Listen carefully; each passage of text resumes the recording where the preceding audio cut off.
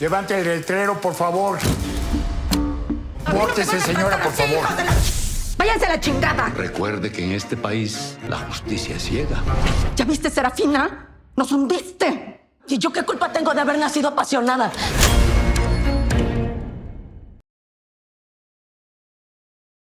Otro proyecto más, Alfonso Herrera, acompañando al genio y figura Luis Estrada.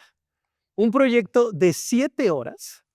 O sea, si tú pensabas que las otras películas, la chinga que eran, ahora te enfrentas con un proyecto de 7 horas acompañándolo, lo conoces bien, sabes que cuando llega un mensaje a tu celular, dice Luis Estrada, dices, Yo voy. "Voy". ¿Cómo fue esta última experiencia? A mí me dijo, ven, Poncho, ven a mi oficina. Entonces fui a su oficina y me dijo, Poncho, tengo un proyecto que tú vas a hacer y que es un proyecto que lo tiene todo. Y efectivamente lo tiene todo.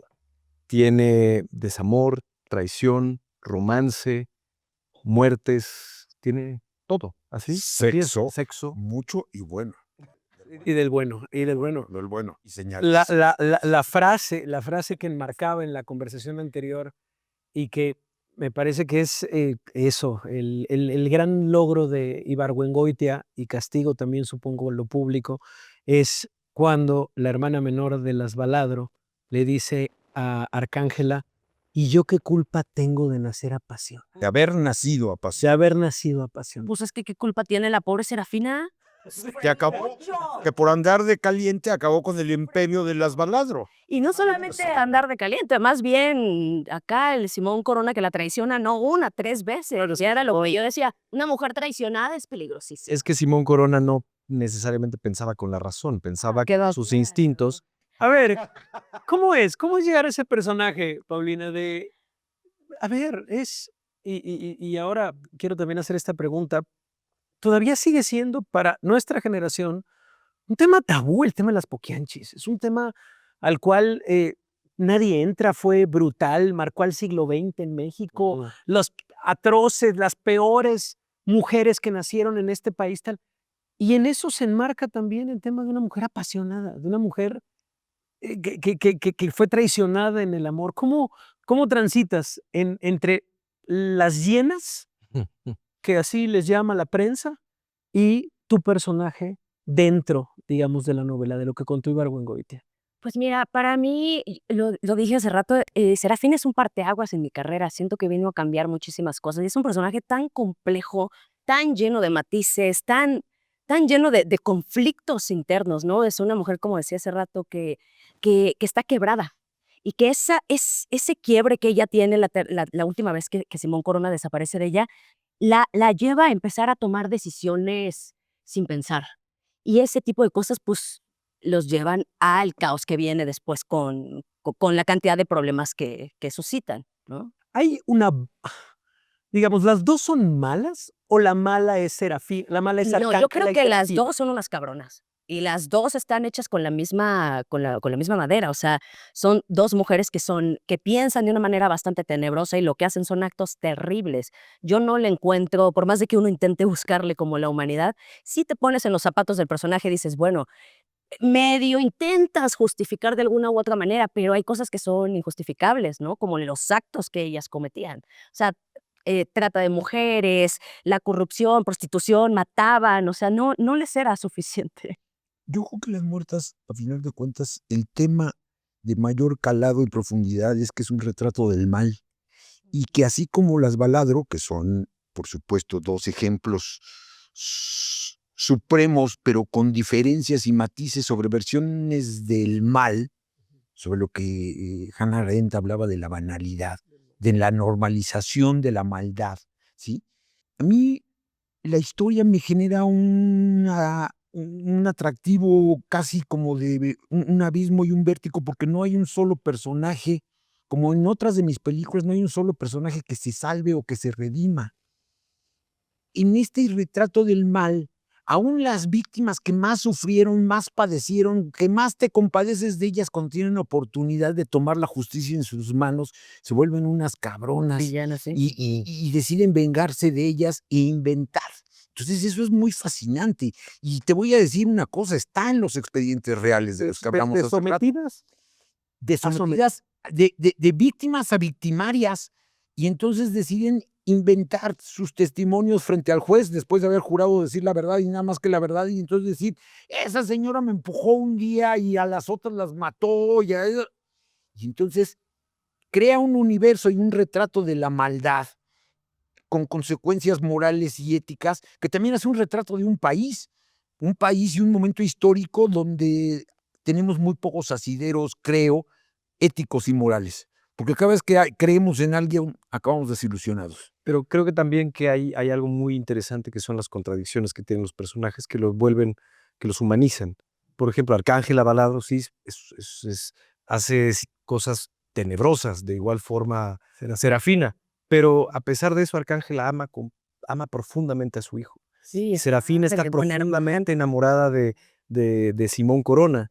El capitán Bedoya es un ser tremendamente corrupto, un militar tremendamente corrupto, pero a pesar de eso lo hace todo porque está muy enamorada de Serafina. Entonces, creo que hay estos vicios y virtudes de los personajes que los aterriza y los vuelve tridimensionales, a pesar de tener un tono que es un tono que Luis maneja perfectamente y que cuando yo llegué a la dictadura es complicado calibrarlo y solamente Luis lo entiende y lo domina de una manera muy propia.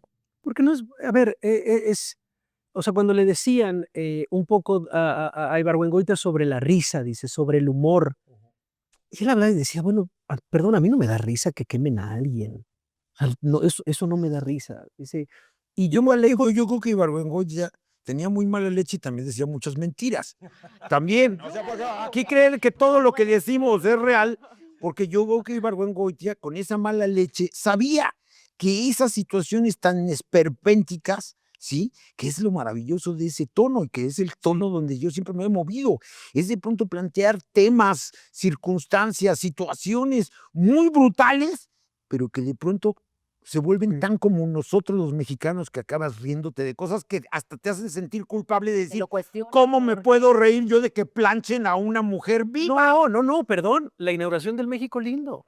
Donde se juntan todos los poderes, donde el padre bendice a las personas. Estábamos esperando. Y ahí es cuando dices, claro, no es la risa fácil, no es el pastelazo. No. Es que creo que es la diferencia entre la comedia y la sátira. Ojo, porque yo creo que la respuesta está en ese matiz, porque la sátira también está de alguna manera, y lo he estudiado mucho el género, está hecha para hacer un retrato del poder y de los poderosos donde no salga nadie bien librado. Esa es la raíz de la sátira. O sea, es decir, nosotros somos víctimas de un sistema, pero ese sistema tiene responsables y podemos pasar desde los reyes a los presidentes y entonces burlarse de ellos es una delicia y un placer.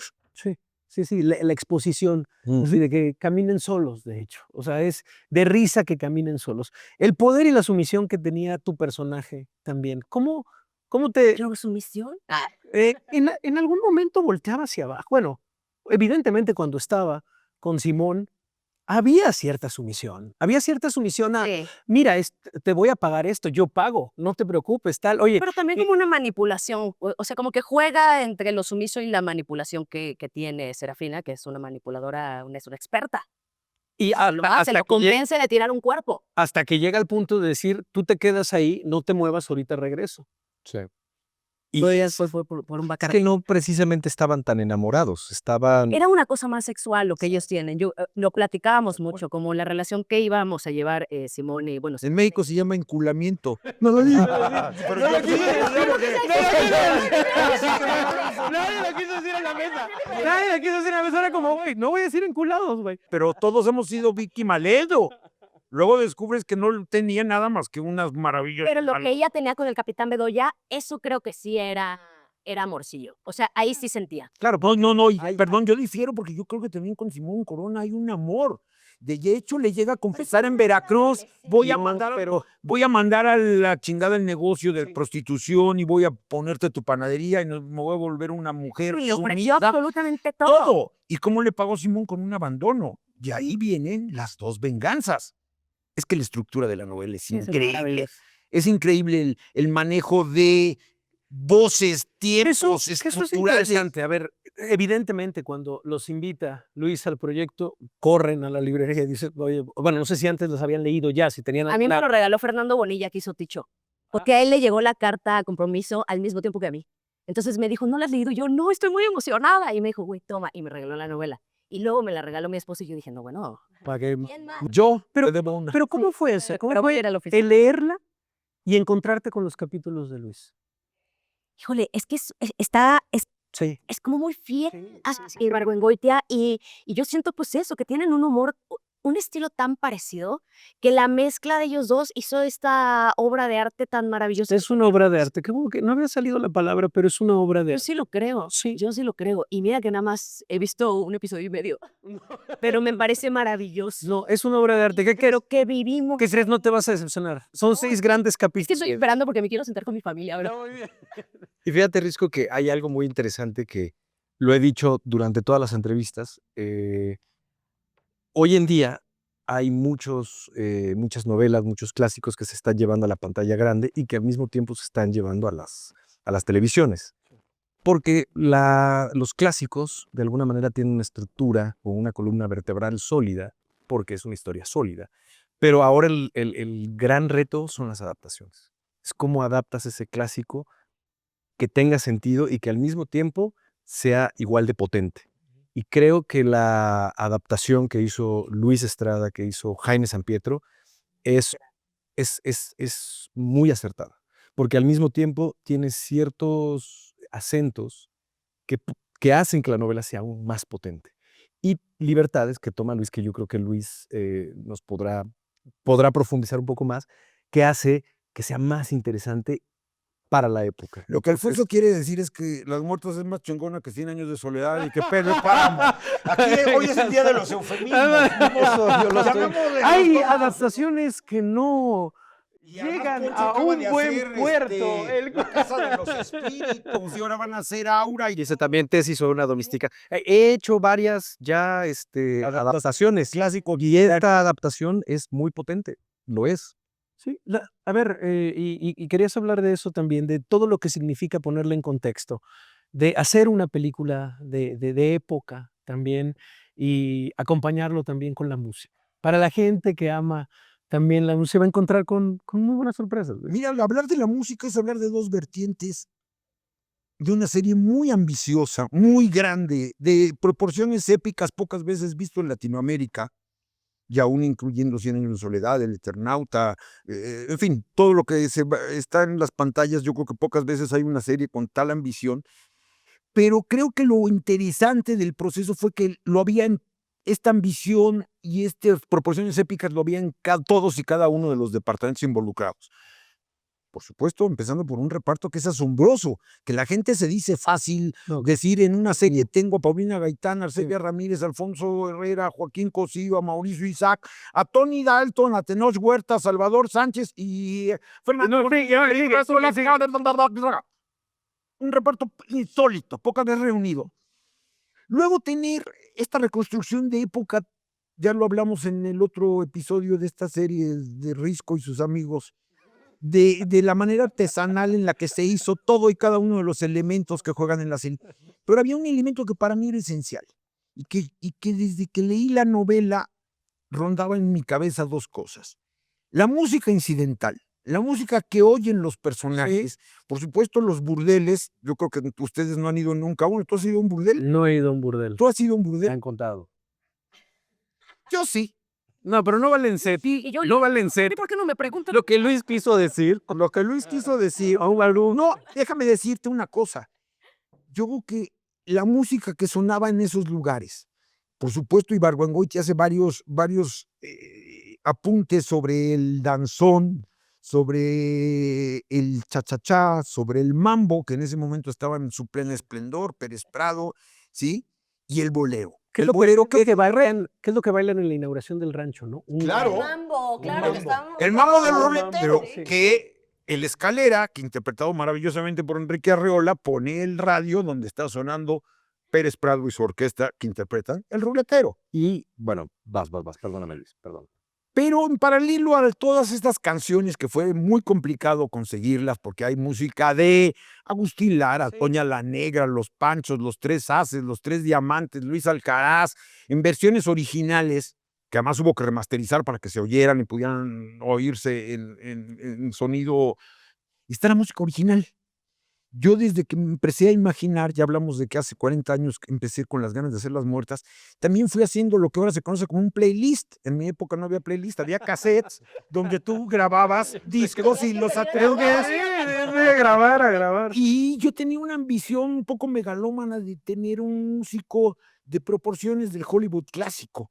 Y tuve la suerte, gracias al apoyo de Francisco Ramos, de poder traer a uno de los compositores más asombrosos que hoy hay vivos en el mundo, que es Fernando Velázquez, que también de manera artesanal, grabando con la Orquesta Sinfónica de la Comunidad de Madrid, hizo un soundtrack maravilloso que acompaña todos estos personajes, todas estas situaciones, donde lo que tiene que ser de alguna manera irónico y con humor negro lo refuerza, donde tiene que ser dramático en las escenas de la locura de Serafina, con esta orquesta, con todo. No. Tú como, Tal claro, cual. güey, o sea. No, bueno, porque sí tiene estos elementos de cliché Sí, que están desde la novela, pero entonces me siento muy afortunado de que literalmente en todos y cada uno de los departamentos, empezando por el reparto y terminando con la postproducción y la música, todo haya tenido la misma visión y esté a la misma altura. ibas a decir algo. Aunque la canción de Veracruz se tuvo que hacer sí o sí porque Ah, claro. quieres que porque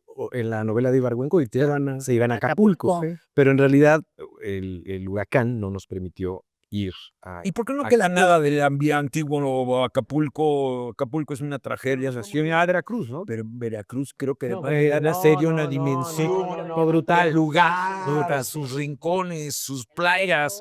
Todo era precioso. Precioso. No, pero absolutamente. Y un poco también el tema del casting, estas fotos al final que amamos, todos los que vemos series o películas que son las fotos de los personajes reales. Maravilloso. Qué buen pinche casting se echaron, güey.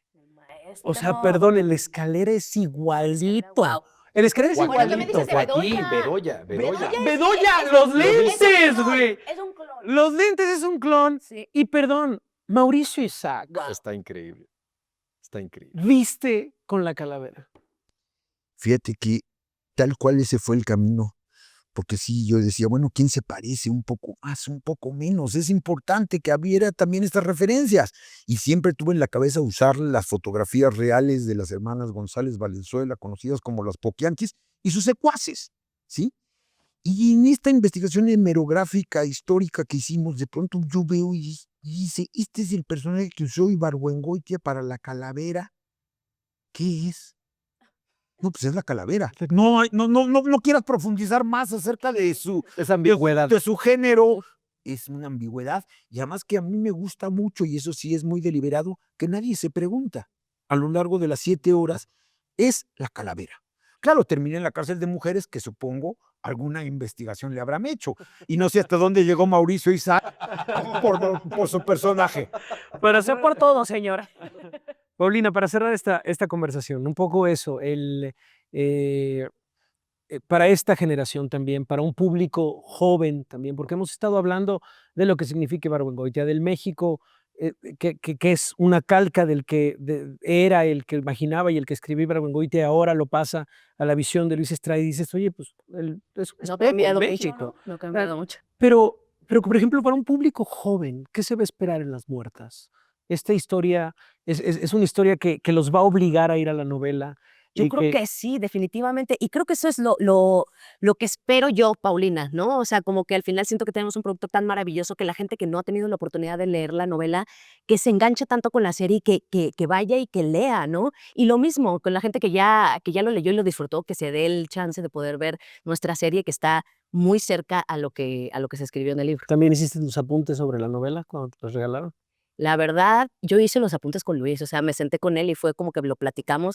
Yo me clavé más, como es la primera vez que yo trabajaba con él, fue entregarle todo lo que yo soy y dejarme guiar por él. También el tono con el que hablas, o sea, el tono con el que hablas, ¿no? La manera en la que habla, de manera seca, pero también ordenando también, o sea, vaya, como, era una como simbiosis con la hermana. también, o sea, parecía que andaban las mismas órdenes casi. Le digo a Arcelia que en algún momento sentí que como que se nos iba el rollo y ya hasta hablábamos igualito, o sea, justo teníamos un tono, no el cantadito.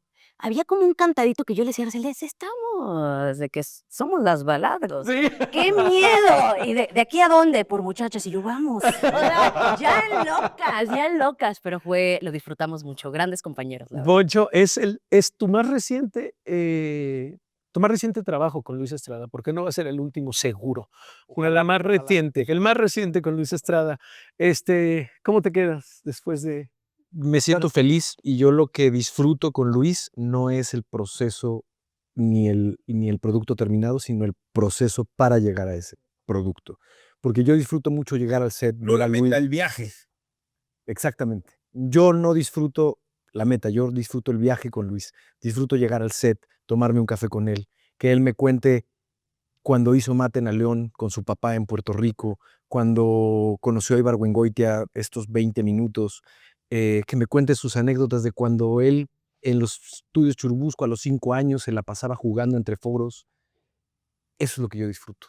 Y eso es lo que yo quiero seguir atesorando con Luis, porque para mí Luis, él me dio un voto de confianza cuando yo hice La Dictadura Perfecta. Me acuerdo perfecto. Porque nadie confiaba en mí. Me acuerdo perfecto. Nadie confiaba en mí y Es que hubo eras muchas rebelde. voces. Sí, Me dijo, no, me acuerdo en esos inicios periodísticos que citabas hace unos minutos, en la entrevista que le hice a Luis me dijo, Alfonso Herrera es el mejor actor de su generación. Así de contundente me Y ahora me lo puedo decir de varias generaciones, igual que esta chamaca loca. Es que de pronto en México tenemos esta cosa pudorosa de sentirnos medio como el jamaicón, de que pues no, sí somos buenos, pero pues los gringos y pues in English. No es cierto. Yo creo que con La Muerta le damos batalla a todo. Y hoy me dijeron cosas muy bonitas. Tú una de ellas, que es una obra maestra, creo que es un poco exagerado, pero la atesoro mucho. Sí, pero yo creo que está a la altura de cualquier cosa que se haya hecho en lugar del mundo. Y la gente lo puede comparar, pero no nada más en los actores, en el trabajo de dirección, en todo lo que implica.